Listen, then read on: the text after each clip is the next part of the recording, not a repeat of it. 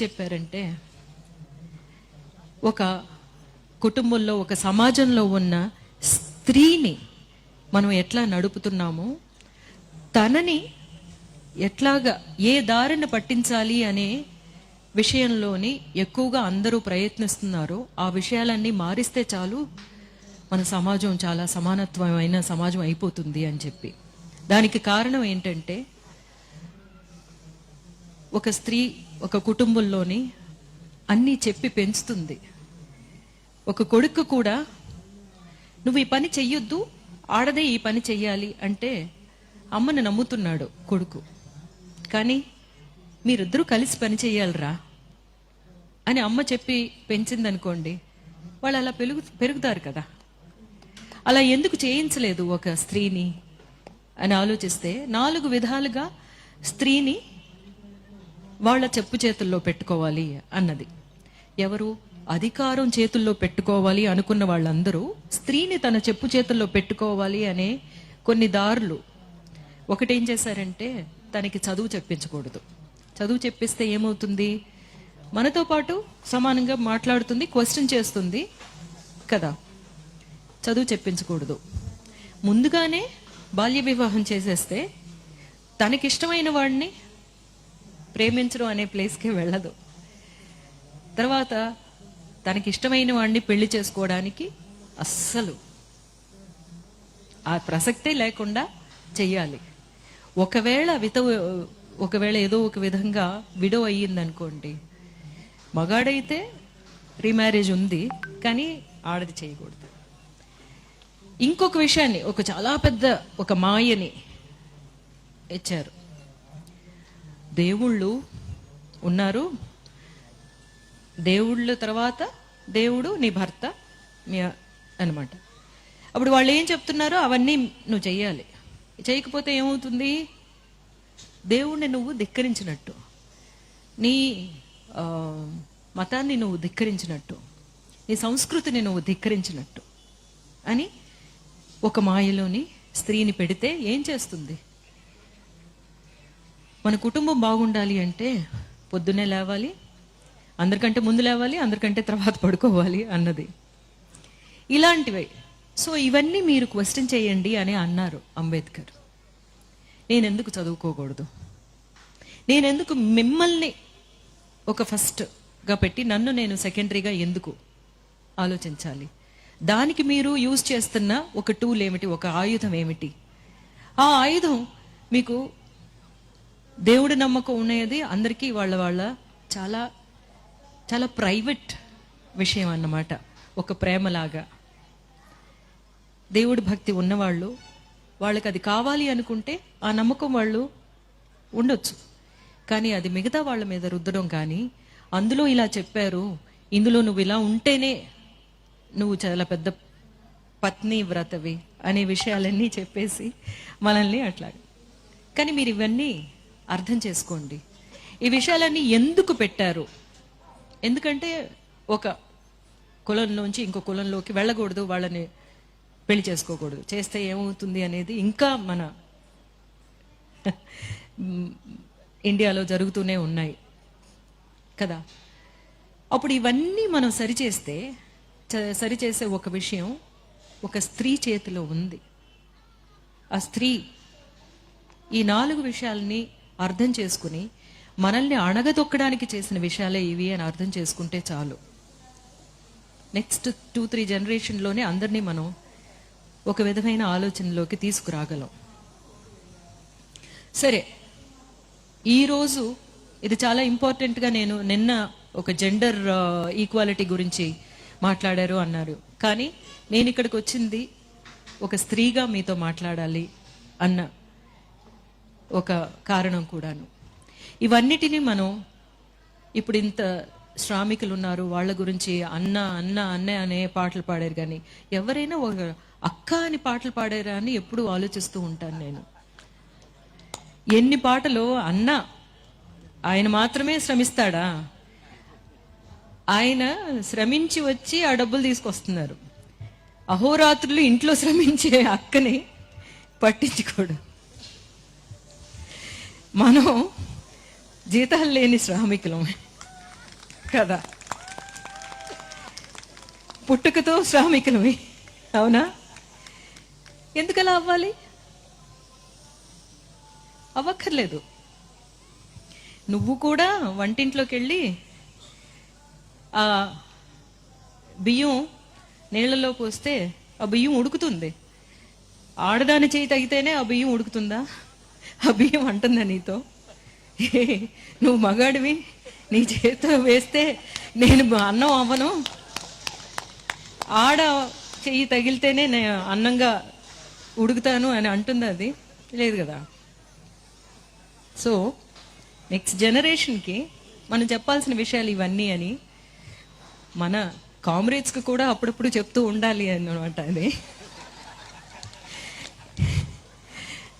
మిగతా శ్రామికుల గురించి ఇన్ని గొంతు దించుకొని పాడేవాళ్ళు, మా గురించి కూడా ఇంట్లోకి వెళ్ళి కొంచెం పనులు చేసి పెట్టండి. ఇప్పుడు సమీపంలో గర్ల్ ఫ్రెండ్ అని ఒక పిక్చర్ చూస్తుంటారు. ఆ పిక్చర్లో ఉన్న ఒక్క సీను, మీ ఇళ్ళకి వెళ్ళితే మీ అమ్మో, మీ అక్కో, మీ అత్తో వాళ్ళందరూ ఆ క్యారెక్టర్లో కనిపిస్తారు కదా. అప్పుడు మీరు ఇక్కడ బయటకు వచ్చి ఇంత అభ్యుదయ భావాలు మాట్లాడుతున్న వాళ్ళు కూడా ఇంటికి వెళ్ళినప్పుడు మీరు ఎలా ఉన్నారు మీ మీ ఇంట్లో ఉన్న శ్రామికులతోటి అనేది ఆలోచించండి. చాలామందిని నేను చూశాను, ఇంట్లోనే అందరికీ అన్ని పనులు పంచుకుని చేసుకునే చాలా కుటుంబాలని నేను చూశాను. బట్ నేను ఇంకా ఇక్కడ ఇలా చెప్పకపోతే మిగతా వాళ్ళకి అర్థం అవ్వదు. అందుకని మిమ్మల్ని గాయపరచాలని కాదు. ఈరోజు తీసుకున్న ఒక ముఖ్యమైన విషయం గురించి కూడా మాట్లాడాలి. మాదక ద్రవ్యాలు మనకి ఇప్పుడు ఉన్న సొసైటీలోని మనల్ని కంట్రోల్ చేయాలి అనే విషయాల్లోని ఇది ఒకటి మీకు చాలా ముఖ్యమైన విషయంగా తీసుకుంటున్నారు అని అనిపిస్తుంది నాకు. యంగ్స్టర్స్ని ప్రక్కదోవ పట్టించడానికి వాళ్ళ సెన్సెస్లో ఉంటేనే కదా వాళ్ళు బాగా చదువుకోవాలి అనే విషయానికి వెళతారు. చదువుకుంటే అందరూ చదువుకుంటే పల్లకులు అందరూ ఎక్కేస్తే పల్లకి మోసేది ఎవరు అని అడుగుతున్నారు. నేనేమంటానంటే పల్లకులోని ఎవరు ఎక్కొద్దండి, మనం అందరూ కలిసి సమానంగా నడిచి వెళదాము అని అనాలి. మనం ఆ పల్లకెందుకు అనేది మనం అడుగుతామని, ఆ పల్లకులు మేము మొయ్యవని చెప్తామని మనల్ని ఎట్లాగా, మన పిల్లల్ని, మన యంగ్స్టర్స్ని ఎట్లాగా తప్పుదోవ పట్టించాలి అనేది చూస్తున్నారు. వీటికన్నిటికీ మనం మన సంఘంలో, మన సమాజంలో ఉన్న ప్రతి ఒక్కరూ చాలా చాలా చాలా క్లియర్గా గమనించాలి. మన పిల్లల్ని మనం మంచి దారి పట్టించాలి అని చెప్పి అంటున్నాను. ఎందుకంటే అది ఎలా వస్తుందో తెలీదు. ఫ్రెండ్స్ ద్వారా వస్తుంది. ఫ్రెండ్స్ ఒకళ్ళు నేను చేస్తున్నాను రా, నీకేంట్రా భయం అంటారు. ఫ్రెండ్స్ మధ్యన ఉండే ఒక స్టైల్ కోసం, నేను మీతో సమానం అని చెప్పుకోవడం కోసం ఫస్ట్ టైం వెళుతుంది. ముందుగానే చెప్పాలి, మీరు ఇంకొకళ్ళు దొంగతనం చేయకూడదు అనే విషయాన్ని మనం చిన్నపిల్లల నుంచి చెప్పి పెంచుతున్నట్టు ఇలాంటి విషయం నేను ఎవరైనా చెప్తే వద్దు అని చెప్పడం మాత్రమే కాదు, మీ కుటుంబంలో ఎవరైనా ఒకళ్ళు ఉంటారు, వాళ్ళని ఎగ్జాంపుల్గా చెప్పి మాకు ఇలా జరిగింది, ఆయన పోయిన తర్వాత వాళ్ళ ఫ్యామిలీ ఎలా ఉంది చూడండి అని వాళ్ళనే సమరులుగా తయారు చేయాలి. ఈ ప్రాబ్లంని మనం ఇలా తప్ప వేరింకే విధంగా ఎరాడికేట్ చేయలేం. అఫ్కోర్స్ ఫోర్సెస్ ఏమో పోలీస్ కానీ లేకపోతే సిస్టమ్ కానీ దాన్ని క్లియర్ చేయాలి అనేది మనం డెఫినెట్గా చెప్తూనే ఉన్నాము. కానీ కుటుంబంలో ఉండే వాళ్ళకే, ఎస్పెషలీ పేరెంట్స్కే, తల్లిదండ్రులకే తెలుస్తుంది తన బిడ్డ ఒక చిన్న తేడా కనిపిస్తుంది. ఆ తేడా కనిపించినప్పుడు వెంటనే దాన్ని సరిచేయాల్సిన ఒక బాధ్యత మనకు ఉంది. మనం చెయ్యాలి, ముందుగానే చెప్పాలి. ఎట్లాగా బట్టలు వేసుకుని వెళ్ళాలి, నువ్వు బయటికి నగ్నంగా వెళ్ళకూడదు అని చెప్తున్నాం కదా, అది మనం చెప్పే కదా. It's a behaviour, learned behaviour. మన మనుష్య జాతికి అంతా లర్న్డ్ బిహేవియర్ అనమాట. ఇప్పుడు మనం అందరం చీరలు కట్టుకుంటున్నాం, ఈ అలవాటు కాబట్టి మనం కట్టుకుంటున్నాం. వాళ్ళు షార్ట్స్ వేసుకుంటున్నారు, అది వాళ్ళకి అలవాటు. లేకపోతే స్కర్ట్ వేసుకుంటున్నారు, గౌన్లు వేసుకుంటున్నారు, అది వాళ్ళకి అలవాటు. మనకి ఈ భాష కూడా మన అలవాటే, మన తల్లిదండ్రుల ద్వారా వచ్చింది. అలాగే మన అలవాట్లు కూడా డెఫినెట్గా మనమే ముందుగా చెప్పాలి, వాళ్ళని క్లియర్ చేయాలి, మంచి త్రోవ పట్టించాలి. అది చాలా ఇంపార్టెంట్. మా అబ్బాయితో నేను అదే అన్నాను. ఎందుకంటే దీనివల్ల బాగా ఎఫెక్ట్ అయింది మా ఫ్యామిలీ, మీకు తెలిసిన విషయమే. వాడితో నేను చెప్పింది ఏంటంటే, ఎవరైనా ఏదైనా ఆఫర్ చేస్తే I got affected by this, అందువల్ల నువ్వు వాళ్ళని మంచిదారి పట్టించాల్సిన ఒక బాధ్యత నీ మీద ఉంది అని చెప్పిన తర్వాత వాడు చాలామందితో మాట్లాడానని చెప్పాడు. అదే మనం చేయాల్సింది.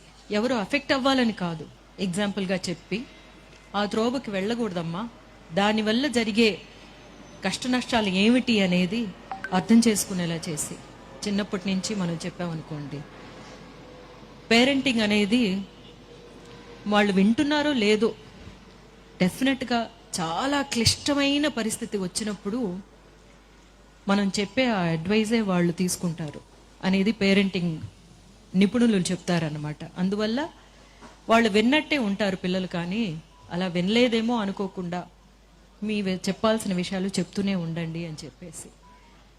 సో మన నెక్స్ట్ జనరేషన్ ఒక క్లీన్ జనరేషన్గా ఎదగాలి అంటే మన ప్రతి ఒక్కరి చేతిలోని తీసుకోవాల్సిన బాధ్యత ఉంది అనేది గుర్తు చేస్తూ, ఇక్కడ నన్ను ఆహ్వానించినందుకు మురళి గారికి అందరికీ ధన్యవాదాలు చెప్పుకుంటూ, మొదటిసారిగా ఆంధ్రాకు వచ్చి మన విషయాలు మాట్లాడడానికి ఒక సందర్భం దొరికినందుకు అందరికీ కృతజ్ఞతలు చెప్పుకుంటూ, రేపటి నుంచి జరగబోతున్న ఈ వేడుక చాలా పెద్ద మార్పులు తీసుకురావాలి. ఆ మార్పులు మనల్ని చూసి చాలా భయపడుతున్నారు, అది మీకు అర్థమవుతుందో లేదో. ఎందుకంటే వరవర్రావు గారినేమో జైల్లో వేస్తున్నారు. ఎందుకు? ఏ ప్రాబ్లము ఏమీ లేకుండానే ఎందుకు జైల్లో పడేస్తున్నారు? వాళ్ళు ఏం చేశారు అంటే, వాళ్ళ చేతిలో కలం ఉంది, వాళ్ళు మాట్లాడే మాటలు ఉన్నాయి. ఇవి వినేసరికి అందరికీ పెద్ద పెద్ద ఉత్తేజాలు వచ్చేస్తాయి. నిజాలు మాట్లాడుతున్నాం మనం కదా, అందుకని భయం. కానీ మనం భయపడం, ఎందుకంటే మనం మాట్లాడేది మన జీవిత ఆశయాలన్నీ ఈ మాటలు మాట్లాడలేని వాళ్ళ గురించి కాబట్టి. వాళ్ళు వచ్చి మాట్లాడగలిగితే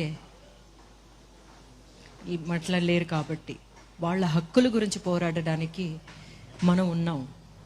డెఫినెట్గా మనం అందరం ఉన్నాము అన్న ఒక ఈ వారం రోజులు జరిగే మహాసభలు ఆ హామీలో చాలా పెద్ద ఒక విషయంగా ఉంటుంది. అదొక పెద్ద హామీ అని తెలియపరుచుకుంటూ విజయవంతం కావాలి అని అభినందిస్తూ, థ్యాంక్ యూ సో మచ్.